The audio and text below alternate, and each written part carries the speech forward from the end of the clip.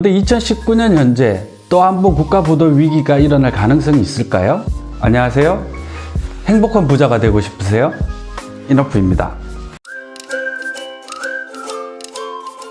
여러분, 작년 말 400만 관객을 동원했던 국가부도의 날이란 영화 보셨나요? 영화는 아픈 기억을 끄집어내고 무능한 경제 관료들을 등장시킴으로써 대중들의 공포와 분노를 끄집어냈었죠. 물론 영화는 실제 사건에 기반을 하였지만 분명 픽션이었습니다. 한 팀장 역의 김혜수 씨는 가상인물이었죠. 또 관객의 분노를 자극하기 위해 한국은행을 선으로, 관료 조직인 기재부를 악으로 설정하였습니다. 영화와 반대로 실제로는 한국은행이 기재부보다 IMF 구제금융 신청에 더 적극적이었다는 것이 팩트죠. 자세한 내용을 검색 몇 번 해보시면 쉽게 확인하실 수 있으니까 여기서는 생략하도록 하겠습니다. 아무튼 영화의 강렬한 여운 때문이었는지 영화가 개봉된 이후 우리에게 또다시 국가부도가 일어날 것이라고 선동하는 뉴스와 글들이 참 많아졌습니다. 공포는 언제나 대중들의 관심을 끌고 잘 팔리는 소재인 것 같아요. 그런데 2019년 현재 또 한 번 국가부도 위기가 일어날 가능성이 있을까요? 우선 부도의 의미가 뭐죠? 부도는 제때 빌린 돈을 못 갚는 것을 말합니다.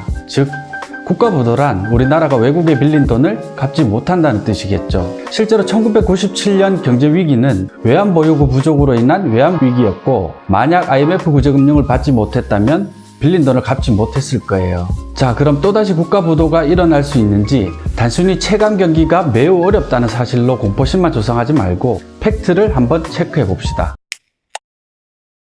지금부터 우리나라의 경제위기 가능성을 확인할 수 있는 관련 지표들을 하나하나 점검해 보도록 하겠습니다. 먼저 한국의 부도 위험을 나타내는 신용부도 스와프 CDS 프리미엄을 살펴보겠습니다. CDS 프리미엄은 한국 국채가 부도가 날 경우를 대비해 채권자들이 드는 일종의 보험이라고 할 수 있는데요. 지난 2월 13일 한국은행 발표에 따르면 한국의 CDS 프리미엄은 36 베이시스 포인트로 2007년 이후 12년 만에 최저치를 기록했다고 합니다. 즉, 외부의 평가는 우리나라의 국가부도의 가능성이 거의 없다는 뜻입니다. 생각해보세요. 사고 위험이 높은 운전자에게는 보험료도 엄청 비싸게 받잖아요. 그런데 보험료가 아주 낮다는 것은 사고 가능성이 그만큼 희박하다는 반증이죠. 다음으로 우리나라의 외환 보유액을 살펴보도록 하겠습니다. 2019년 1월 말 기준으로 우리나라는 사상 최대치인 4,055억 달러의 외환을 보유하고 있습니다. 마이너스 통장격인 외국과의 통화 스와프까지 합치면 5천억 달러를 훌쩍 넘어요.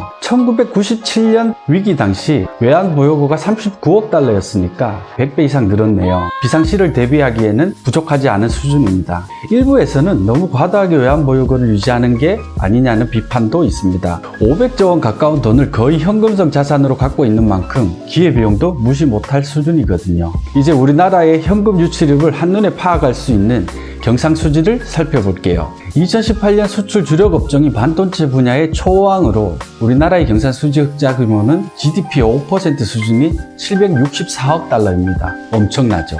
IMF 외환위기 이후 21년째 흑자를 기록 중입니다. 부도는 적자가 누적됐을 때 발생하죠. 그런데 흑자가 계속 나고 있네요. 다음은 부채입니다. 우리나라는 빚공화국이다. 어린아이에서 노인까지 국민 1인당 갚아야 할 돈이 1천만 원이 넘는다. 이런 말 가끔 들어보셨죠? 그렇다면 우리나라는 외국에 대한 채권이 많을까요? 아니면 채무가 많을까요? 1997년 외환위기 당시에는 순채무국이 맞습니다. 즉, 받을 돈보다 빌린 돈이 많았죠. 2008년 금융위기 당시는 246억 달러로 미약하지만 순채권국이었어요. 지금은 어떨까요? 채무는 크게 늘지 않았는데 반해 빌려준 돈, 즉 채권은 급격히 증가하여 5천억 달러에 육박하는 순채권국이 되었습니다. 가계부채가 과도하다는 말은 사실이지만 국가 전체적으로 빚쟁이라는 말은 맞지 않아요. 오히려 채권자죠. 가계부채가 많다는 이유로 절대, 결코 부도가 나는 일은 없습니다. 자, 마지막으로 이 모든 대내외 경제 여건을 종합해서 평가하는 국가 신용등급을 살펴볼게요. 세계 3대 신용평가 기관인 S&P, 무디스, 피치의 대한민국 국가 신용등급은 각각 AA, AA2, AA-로 모두 안정적입니다. 최근에는 탄탄한 재정 규모, 막대한 경상수지 흑자, 지정학적 리스크 감소 등을 반영하여 국가신용등급의 상승에 더 무게가 실리고 있습니다. 자, 지금까지 살펴본 것처럼 1997년 국가부도 위기 때와 2019년 현재는 객관적인 지표상 완전히 다른 상황입니다. 외환보유고, 경상수지, 외화채권, 단기 외채 비중, 국가신용등급 등 모든 것이 그때와는 비교할 수 없을 정도로 개선되었어요. 특히 기업의 재무 건전성 부분이 그때와는 매우 다릅니다. 당시 우리 기업들의 부채 비율은 589% 정도로 상당히 높은 수준이었지만 지금은 174% 수준으로 크게 줄었습니다. 일반적으로 부채 비율 200% 이하는 아주 안정적이라고 평가합니다. 오히려 정부는 기업의 천문학적인 산의 유보금을 걱정하고 있어요.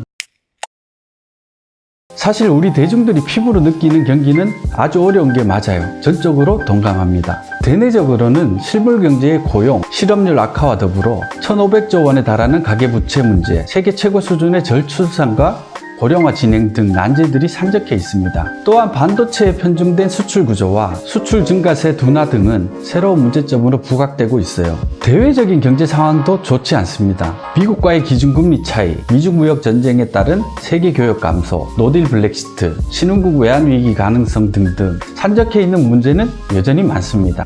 오늘도 뉴스나 방송을 보면 이런저런 우울한 이야기가 끊임없이 들려옵니다. 마치 큰 위기가 곧 닥칠 것 같아요. 오죽하면 요즘 중고등학생들조차도 뉴스를 보면서 우리나라의 앞날이 걱정이라고 푸념을 늘어놓는다고 하지 않습니까? 어떤 이는 극단적인 비관론에 빠져 대공황이 곧 닥칠 거라고도 합니다. 부채로 굴러가는 자본주의 경제는 곧 무너질 것이기 때문에 가짜 돈인 화폐 대신 금을 사야 한다고 주장을 하죠. 또 몇몇 이들은 1997년 IMF의 외환위기 당시와 2008년 글로벌 금융위기 당시 환율이 급등했던 것을 예로 들며 10년 주기로 위기가 왔고 곧 다시 위기가 올 것이기 때문에 달러 자산을 사둬야 한다고 열변을 토합니다. 어이가 없는 얘기죠. 본인들이 그렇게 생각하는 것 자체는 아무런 문제가 없습니다. 그런데 자극적인 소재가 잘 팔린다는 이유로 무책임하게 선동하는 것은 좀 신중해야 하지 않을까 싶습니다. 그분들의 통장을 한번 들여다보고 싶어요.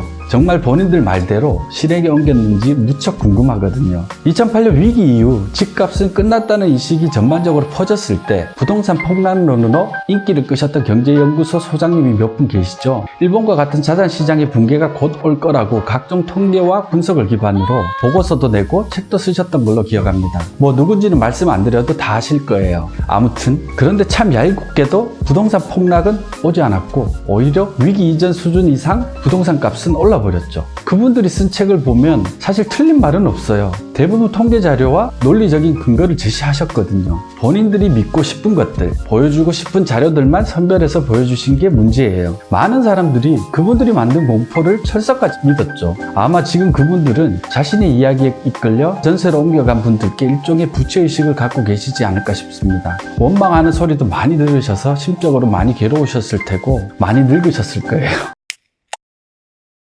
경기는 언제나 순환하는 겁니다.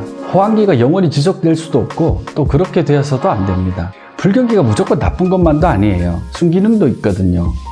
경기 수축 국면이 없다면 생산시설 과잉과 인플레이션 등이 조정될 수 없어요. 또 이때 부실기업들이 시장에서 도태됨에 따라 살아남은 건전한 기업들에게 더 많은 자원이 배분되는 선순환이 일어납니다. 물론 경기순환 사이에 누구도 예상하지 못한 경제위기가 얼마든지 찾아올 수도 있어요. 하지만 위기를 완벽히 예측할 수 있는 수학 모델은 아직 이 세상에는 없습니다. 그런데 시장에는 많은 도사님들이 위기를 예측할 수 있다며 사람들을 현혹해요. 이 자리를 빌어 분명히 말씀드립니다. 국가 부도든 경제위기든 정확히 예측하실 수 있는 분이 계시다면 언제든 댓글 남겨주세요. 만약 막연한 느낌이 아니라 객관적인 사실에 기반하여 위기를 예측하는 방법을 찾으셨다면 노벨 경제학상감입니다. 지금 온라인에서 입 털고 계실 때가 아니에요. 전 세계 언론에 얼른 알리셔야 해요. 그리고 평가받으셔야죠. 제가 돕겠습니다. 끝으로 예측은 신의 영역이지 인간의 영역이 절대 아닙니다. 우리 대중들이 할 일은 위기를 예측하고 위기에 베팅하는 것이 아니에요. 지금 우리가 할 일은 혹시 모를 위기에 대비할 수 있는 건전한 자산 포트폴리오를 구축하고 안정적인 현금 흐름을 유지하는 겁니다. 다음 시간에는 위기를 예측하는 것이 얼마나 부질없는 이야기인지 이야기해 보겠습니다. 그리고 혹시 모를 위기에 우리가 어떻게 대비하면 될지 하나하나 살펴보도록 하겠습니다. 혹 오늘 영상이 도움이 되셨다면 좋아요와 구독 부탁드립니다. 여러분 행복한 부자 되세요. 감사합니다.